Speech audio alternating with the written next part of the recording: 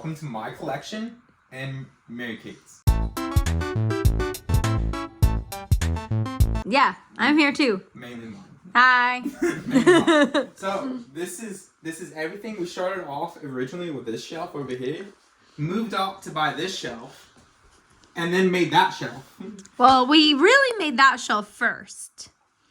This is a collection video about shelves. So, the reason why this shelf was important because we had board games. So, what came first, the board games or the shelf? The board games. Okay. We had all the board games, and then we were like, what do? We have nowhere to put them. So they were like, there, and they were in there. Well, some of them are still in there. So we started off here, I'm pretty sure, and then made that shelf whenever we needed more board games, and then this shelf to end it whenever we needed the last bit of board games. And so this is how it starts off. Oh my gosh. How it's organized is that it's set up by mechanics. But yes. You might not notice that because sooner or later, once you get a certain number of games, you just start placing them places. And then they don't match the theme of the layout. So see if you can figure out mechanically what we set up with. But before doing that, let's actually talk about Top Shelf. Dun dun. I'm pretty sure that's coined by All You Can Board, Dylan Arcalo. And so we're going to go ahead and just go and describe the games up here first and then work our way down. Oh, okay. Yep. So let's start off with over here with Dwellings, Castles Burgundy, Bloody Inn. Why, you may think, is Bloody Inn up here amongst these two humongous games? Because we just bought it this week. And we have no place to put it. So, Bloody Inn is right there. Castles of Burgundy. Both of these are high on my favorite games list. And they're both huge boxes. Huge boxes. Really, you might be asking, is this a waste of money? And no. I would say you might be right. But I like the game so much that I'm okay with it. Oh, additionally, it says the library of my name. Yep. And then up to here, we have other games. And you might notice there's a gap right there, like imaginary gap, boom, boom, boom. That's supposed to be Wonderland's War, which we love and we own, but we have a friend borrowing right now because they can't get a copy. Those fools. Weren't able to back a Kickstarter that was there. I'm sure it'll come back. I know it'll come back. I mean, that was the reprint. Yeah. And then we have Ark Nova back here, which we really enjoy. Really fun, really crunchy Euro. Sleeping Gods, which make hate back that one. Yeah. And we haven't played it yet because campaign games are really hard to get to the table. Biblios, just traded for that. I really like Biblios. I love Biblios. Sadly, there's a card missing from it. So, out of all the cards missing, though, it's one of the better cards to be missing that you can still play the game. You're just going to have to make some rules changes. And why can we not just buy another copy? Because it's out of print. Sad times. Love it, though. Really like Biblios. Blood on Clock Tower, one of our most played games. Yep. So easy to... not easy. It's so hard to get to the table. What are you talking about? Get to the table, but you're able to plan events for it and then just play a few games of it. And so we just constantly plan events for it. And so it ends up getting to the table more than other games, even though all the other games are easy to get to the table because you actually plan for this. Because we have a monthly time where we play Blood on the Clock Tower with people. So yeah, Village Rails. Love me some Village Rails. We've done a whole review on that. Liked Village Rails a lot. Thunder Road Vendetta did also a whole review of that game. Really enjoy it. Right now they have I think a Kickstarter going on for it, which we're trying to decide right now if we're going to actually back or not. Yeah, the thing is it doesn't really fit in the box. You'd have to buy a whole box extender and all that jazz. And everything is already in that giant box. Yeah.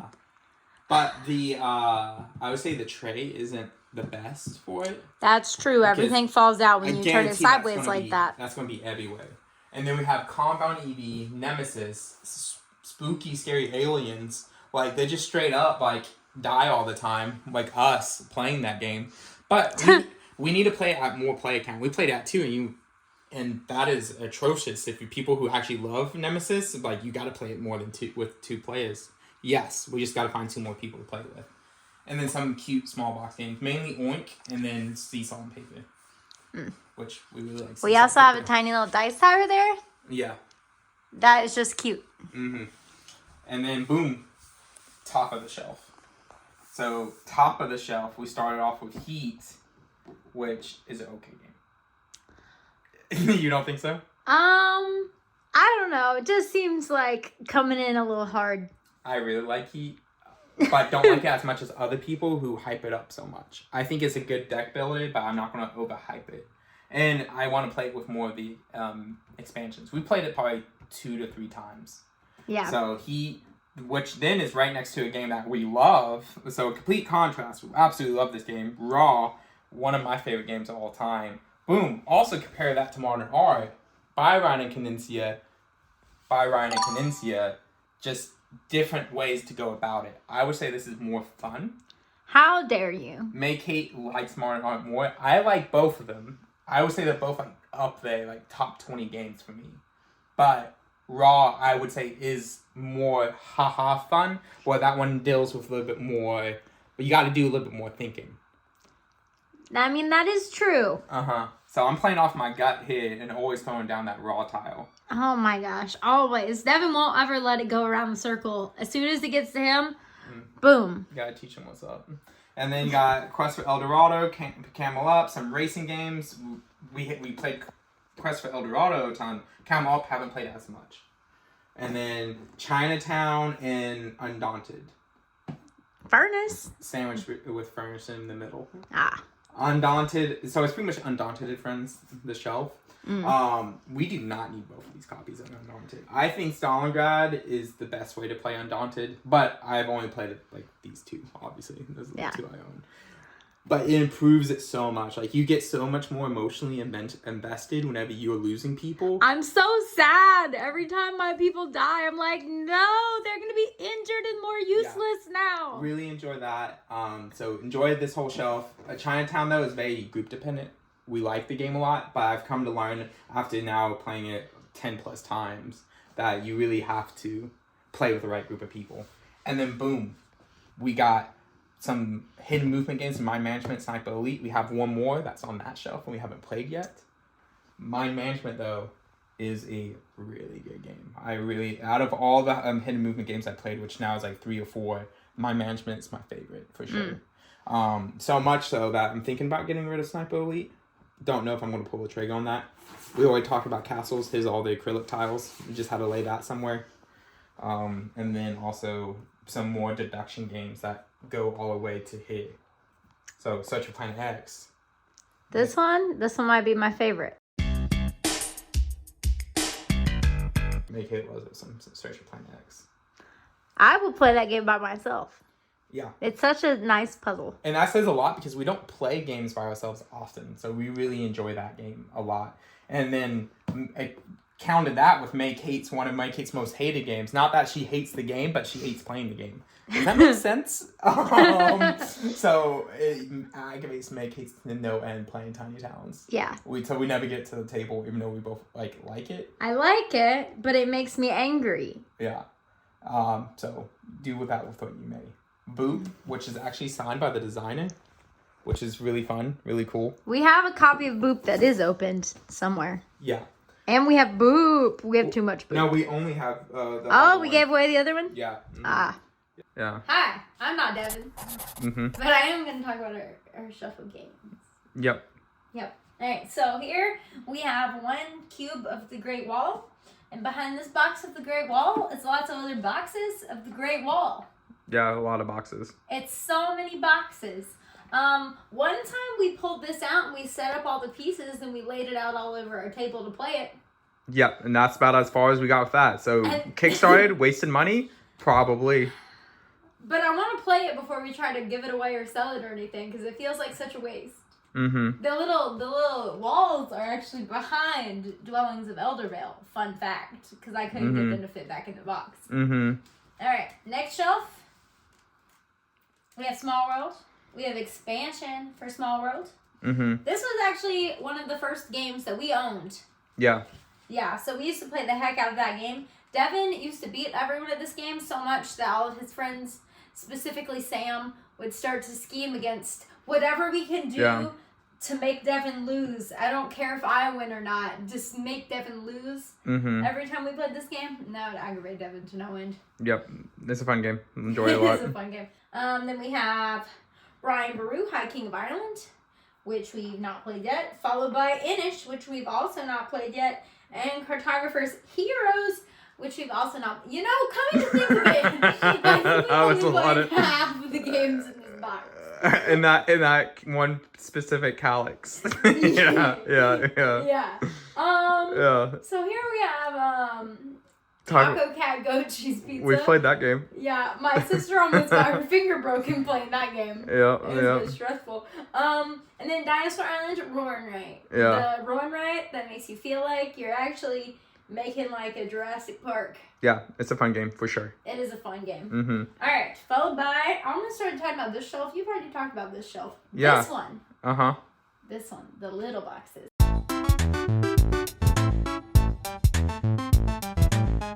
Yes. Obviously, this is the small box game shelf, and I honestly think that there might be more games behind the first layer of games. There's innovation behind that. I think that's about it. That's about it. It's something that fell through. So, lots of small box games. Some highlights are Exploding Kittens. Why is that a highlight? I've just had it for like 10 years at this point. And it's been forever. We got Splinter Duel. Arboretum. I love this game. Yeah, Arboretum's great. It's a very good game.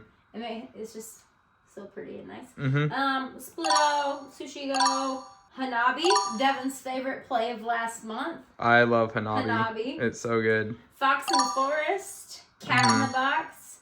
The Crew. Welcome to the Moon. Lost Cities. Watergate. Yep. And there we go. I like how talking about the collection just became listing off games. I talked about games over here. This is just a box full of lots of games. Yeah, it's a ton of little ones. Yeah. We're gonna have to remove that like calyx shelf, organize shelf it inside the shelf. Yeah. And then put these somewhere else so we can put more games here. Yeah. So we can move some of the games that are over there. For sure. All right, so. We got this box. Yep. This one has the cartographers that we own, that we played. Yeah. And it's also, I like it. All the colors go together nicely. And so it looks really cute, in my opinion. So we have Road to Canterbury. We have Flamecraft. Honey Buzz, which is, I think, my favorite worker placement game. Ooh, big claim. Big claim, I think is accurate though. You think so? Yep. Okay. Followed up by Viticulture, which is also another very good worker placement game. Monikers is up here. Monikers. Well, she busting it out. Go ahead then. It's still in shrink, which is a sad time because we bought it because I wanted it. Usually, if we play games that require a lot of people, we're playing Blood on the Clock Tower.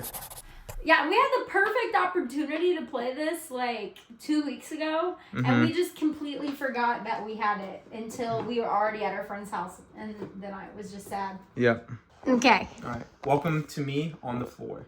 And so we'll start over here with Magnificent, which is a magician game. Shout out to Mitch and Morgan from Emma's for Meeple. Mitch's favorite game is Tricarion. Why am I bringing that up? They're just both Magic games. And so it made me think of Mitch. Do I own Tricarion? No. So this is the closest thing I have to think about him. Okay, and then we got Bitoku. A game we're going to ignore because we haven't played it. All right, Takkaido. Got this on our honeymoon. We talked about that in the last board game collection video. It's an okay game. All right, Everdell. It's a game that I enjoy. I don't like giving my thoughts about it. Because that is entirely false. Everything about that phrase is No. I enjoyed the game. I just don't enjoy it as much as other people. So I don't like giving my thoughts about it because people are going to hate me. And so that's a quick way to lose 50,000 subscribers, and we only have 600. So that was Everdell. Sliding up over here in Obsession. Obsession is a really good game, but every single time we play it, it seems to what's it called? It just take longer than expected. Take longer than expected. Yeah, that's the word I was looking for. Well, last time we just, for some reason, we thought we're gonna play the long version. Yes, and that was a mistake. Never play Obsession, the long version, which is just like a bunch of different modules, and also flipping over the board. And also we played a whole bunch of new expansions. So we're going to get that to the table again. This is one of our most played games, I would say. So we enjoyed the game. It's really good. Raiders of the North Sea. Got this game, but I got this game during the time period whenever I started wanting to play different type of games than worker placement games. So we haven't played our copy but like twice. And we haven't even played the expansion with it yet. So we need to do that. Targi, we both enjoy Targi. It's a very unique game, so I can't foresee that ever leaving our collection. I know I enjoy Targi. Meg Kate's giving me a face. Like, everything you're saying is false. I feel like every time it comes up with what games to get rid of, you always go, Targi. No. And I always go, no, let's keep it. Have you guys ever been married to someone and then they just spilling lies? Galaxy Trucker, we played this game a lot. So we like that one. And then we got Lost Ruins on Arc. Lost Ruins, I got the expansion for this one in the box. Can't wait to bust that out. We just got that very recently, the expansion. But we played this game a ton. It's one of my favorite worker placement games. Between this and Viticulture, maybe? I don't know for sure. London, second edition, Martin Wallace game, which Meg Kate likes brass. I'm sure we'll talk about that here pretty soon. But we haven't busted that out either. We're saying all the, just like, if we played it or not played it. That's what this video has become. Oh, we played this game in our collection. We haven't played this board game in our collection. Alright, well, say something different about this one. Libitalia? Yeah. Boy, I irrationally like Libitalia more than I think I should. It is one of my favorite games. Is it a top 10 game? Currently, it might be. Do I think it deserves to be a top 10 game? I don't know. That's what I stand on it. I really like it, though.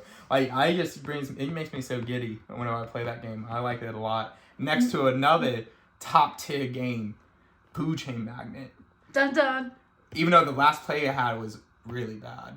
That last play I had of it, whatever, showing it to new people. I've showed it to a couple people who are definitely they like board games. And then one of them just got destroyed, and so it made it really awkward because it was like vicious. Like, one of the other new players went after them, and I was like, you shouldn't do this. This is his first time playing. You want to make him really mad. And then he's like, I'm going to do it anyway. Oh, talk about an awkward time playing a board game. Oh, God. That was awkward. I was not there. It's still one of my favorite games. And then Isle Cats, Polyomino games we got going on right here with these two, Isle Cats and New York Zoo. Both of these are Meg Kate's, wants. I do like those. Most of the collection, I picked out the games, and then there's a few these are two of the few that Meg Kate picked out that she really wanted. And so, like, Polyomino games, I enjoy, but I don't, like, it's never going to be, like, a top tier game for me if it has a Polyomino as the main mechanic. But I do enjoy playing them, if that makes sense. I think it makes sense. Yeah. Followed by Carcassonne, which might be the most played game that we have. You think it might be the most played game we have? Yeah. I think it might be. No, Unmatched far outbeats everything. Yeah, Unmatched, for sure. Unmatched. Carcassonne might be the one that's second to Unmatched. Yeah. And if you guys looked, at the video overall, you haven't seen any Unmatched, and then because we have it all somewhere else. So Carcassonne, really enjoy that. I mean, it's so good. It's so fun. It's so fun to play with new people, and also I still get that itch. Like, Polyomino games and tile placement games, like, I enjoy tile placement games way more than Polyomino games. But Devin, Polyomino games are tile placement games. Okay, go watch our video, tile placement versus Polyomino games. That was like our second video ever, and whenever we made the video, it's like, here's our hands. This is how we make videos. So yeah, Pipeline just got this game because someone didn't want it anymore. They didn't like it. And so they just gave it to us. You can have it. And I was like, I'm not going to say no. So I know nothing about it. I know it's my only Ryan Courtney. Ryan Courtney, wow. Got his name right off the gate. So, he went bye-bye. Okay. So there's this shelf. Hello. Now you're at Mary Kate on the floor looking at board games. So here we have another shelf. Mm-hmm. Starts out with this very pretty game, Cascadia. Cascadia is a tile placement game where you're building a Cascadia, the national park. Mm-hmm. And it kind of like. When I first started playing it, I thought, oh, that's his, like, Carcassonne, but it has more stuff. But in revisiting that in my mind, I don't think it's really that similar other than the fact that you're just putting down tiles. Mm. So, it's fun. I like it. Then we have another one, Land versus Sea. Mm-hmm. This one is quite a good 2-player game. I like playing this game. Yeah, it's one of my, I play that game all the time with Make-Hate's dad, and I really like playing that game with your dad. It's really fun. Yeah. Then we have Kingdom No Origins. We have Azul, which you don't like that much. Yeah, I don't know why. Everyone loves Azul, and I'm not huge on it. Yeah. And then we have Brass Birmingham. This might be my favorite game. Yeah. I think it might be. I love this game. Mm-hmm. I am the only problem about this game is it's hard to get to the table because it's a lot of setup and then it's a lot of thinking and then it's a long time. Yeah. But I really enjoy that game. Side note, you see the boxes underneath all the games? That's because I'll do trading. And so that's me getting boxes to trade with people. Oh, Don't trade away any of my favorite games. Probably will. Oh, no. All right. So then we have Takenoko, which is this cute little game where you build little bamboo. And it has this tiny cute little panda in it. And to be honest, the fact that there's a cute little panda is the whole reason why I wanted to buy this game. Yep. And we've not played it that much, but I still like it because I like to just we played it a couple times though. Yeah. Then we have Suburbia, Wingspan, Red Rising. And we own way too much Wingspan. We own all of it. We do own all of the Wingspan. And it's just spread throughout the whole collection. Yeah, there's some over there. There's some up there. I don't know where the other box of Wingspan is. Yeah. Devin wants to buy the nesting box. Yeah. Just because it's going to fit everything in it, and so it's not all spread out. But then it'll take up a whole cube. Mm-hmm. And I don't feel like Wingspan is a game that should take up a whole cube. Okay then. All right. Alright. Continuing. Onwards. We have Cosmic Encounter. Yep. People love this game. And by people, I'm not including myself in that. Yeah. Yeah. I think it's, I don't know. When talking about games that are really group dependent, if I'm going to pick a negotiating group dependent game, I'm probably going to pick Chinatown. Not this one. I do like Cosmic. I'm happy we own it. But yeah, I do agree. It's not up there for me. Yeah. All right, then we have Seven Wonders. And we've had this game a long time. And we've played Seven Wonders lots of times. Yep. We've never played this Seven Wonders of this copy. Yep. That's that. Kabuto Sumo. It's a little dexterity game. You push little bugs on there. Like they're sumo wrestling. And they try to push each other off. I think it's fun. Yeah, that's good. It's just okay. Yeah. Yeah. Machikoro. Settlers of Catan. Old school copy. Old school. Yep, my old school copy from way back from high school. When I got that game the first time. I played it at a friend's house for the very first time when I was probably 14. And I was like, this is the most fun game I've ever played in my entire life. Because we were all just being goofy and negotiating and yelling at each other. And so I was like, I have to have this game. And then, we didn't ever play it that much after I had got it. Yeah. But it's a good game. And then we have Horrified. It's a co-op game where you're fighting monsters together. Captain Sonar. I love Captain Sonar. It's so good. Captain Sonar is such a good game.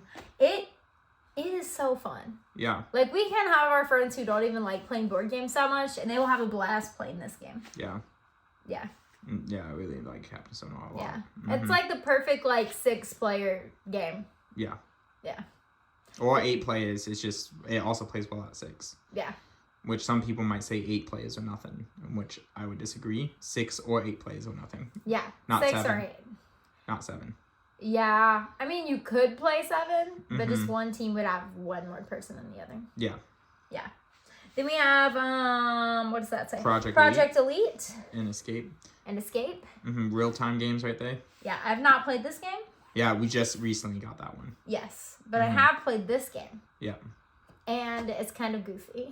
Yeah. It's a game you have to think about. When you play the little temple music and you're running around everywhere, it's just kind of silly. Yeah.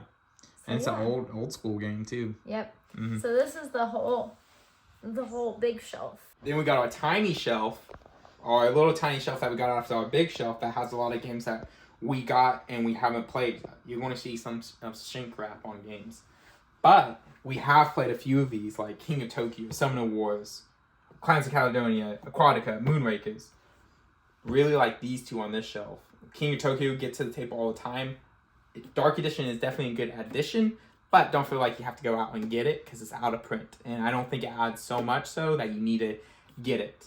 Summoner Wars, buy this one for sure. What? This one? This one. Davy Jones Locker? This one. I like this game. Yeah, it's a good game. It definitely makes you feel like a pirate. It makes you feel like a pirate. Like the whole time you're like, I'm out here doing piratey things. We've only played it a couple of times, but really enjoy it. And I would definitely recommend playing it if you know someone who plays it before buying it, just to see what you think. But you might have to buy it. That was a face. Yeah, okay. Clans of Caledonia, Aquatica, Smartphone, Moonrakers. Played all of them besides Smartphone because we just got that like 2 weeks ago. Aquatica, Clans of Caledonia, like them a lot. Aquatica, I'm awful at it. Every single time I play it, I feel like I don't know what to do with my hands. I feel like you don't do that bad of a job. Sure. Yeah, that's what she's going to say. But Clans of Caledonia, really fun game. We don't own another game that's like that feels like it. Because we don't own Gaia Project or Terra Mystica, which apparently is a spiritual successor to those games. That's what people say. Yeah. I'm giving you what other people are saying, not what I'm saying. And then boom, down here, I pretty much don't need to talk about any game on this shelf besides Pax Permit. I just actually met Cole Worley, the designer of Pax Permit, at Gamma. Talk about a guy who's actually passionate about board games. I mean, out of everyone I met in the industry, it was like all business, but all Cole wanted to do was talk about board games, and not even his own board games, just board games in general. Like, if you guys like Gaia Project, you might love Cole because that's the only thing he wanted to talk about. So definitely like that. So enjoy Pax Permit. And then over here, talk about maybe my least favorite game in my collection, Queen by Midnight. That's not staying. That is a strong statement. And it might be true. That rule book was so atrocious that it put a bad taste in my mouth. That's a hot take coming by me. I don't think it's actually a hot take. I think a lot of people were disappointed about that game. So, yeah. And then Among Cultists, that was cool. That was the first time a reviewer ever reached out to us. And then, like, hey, we're just going to give you a board game and you guys just play it. So, yeah, that was really cool by them. So, yeah. And then let's get down here to the bottom. Okay. Redwood. Here's a game that Make Hate wanted to have in a... How would you describe Redwood? So I feel like the first time we played that game, I sat there and I said, this is weird. It feels like an activity. Mm-hmm. Yeah. And I would say that tracks. Which I think is a good description of it. Like, the game, I guess what you're doing is more like a spatial element where you're trying to figure out where you need to be on the board in order to take the best pitches possible. But in order to move, you can't pick up the movement piece and then place it on your piece. On your player piece. It has these little clear, like, paths, and you have to pick one before you put it on the board, so you kind of have to guess at how far you need to move. Mm-hmm. So it's definitely a unique game. And here's a lot of games, we actually have played a lot of these, or I have at least. Like, I've played Great Western Trail, I've played Root, we just haven't played all copies of them. And so, like, I haven't played Argentina, which this is the version of Great Western Trail. That this one is. And then Gempire, I really enjoyed. I've played that a handful of times now. I'm glad we own it. We have Resurgence, which is a bag builder, which Make Hate feels quite strongly against most of the time. Even though I think you enjoy Resurgence. Yeah, I think so. Yeah. And then to end it up, we have all of these games with the big daddy Frosthaven. And we're probably not going to actually get this to the table anytime soon because we just started playing D&D for the first time. I want to play it, though. Yeah, we want to play it, but D&D, now we have a weekly commitment doing that, and that's been a whole whirlwind. And so that's going to take any spot of, like, what Frosthaven would have done. Yeah. So, yeah. Probably. But sad time. I will make time for this game. King's Dilemma. This is another game that probably you need to meet up like on a semi-regular basis with the same group of people and to play. And so I got that because I found it on sale. You guys know how it is. And then Barcelona is a really good game. Definitely recommend it if you guys like combos. Here are the games on the I don't know, Shelf of Doom. I don't know what to call the shelf. Shelf of Doom? Why did you come up with Shelf of Doom? What? So before we got that shelf, we just had like all of our board games up here and on this desk and on the floor and in the living room. And then when we got the big board game shelf, we like took down most of the games that we like really, really liked and made them spots on the shelf first. Mm-hmm. So then these are the games that either didn't fit the shelf the first go around or we got after that. Okay, got you. So hence Shelf of Doom. Okay. All right, nice. Any games that you want to talk about up here besides just it being shown? Distilled. Uh-huh. That's one of Devin's favorite games. I love Distilled. Oh my Devin goodness. would choose to play Distilled, I think, every single day if I would play it with him every day. I do like it a lot. It's so good. Other notable games, we have Boop. Mm-hmm. Yeah, I like all the Boop games. They're so cute. They're like boop boop boop boop. The little cats. Mm-hmm. I like it. It's a fun time. Splendor is a game that I really enjoy. That I've enjoyed for. We also have like Cities of Splendor in there. Yeah, we had the expansion in there. Oldie but goodie sequence. We got Wingspan Asia. Mm-hmm. Which is quite a good addition to Wingspan. An addition I do not regret having. It's probably my favorite expansion for Wingspan. Yeah, we just bought El Grande. I've not played it yet. Like, we legit bought it yesterday. Yeah. Mm-hmm. So. That will get to the table soon. Yeah. Yeah, I think that's all. Okay, nice. Yeah.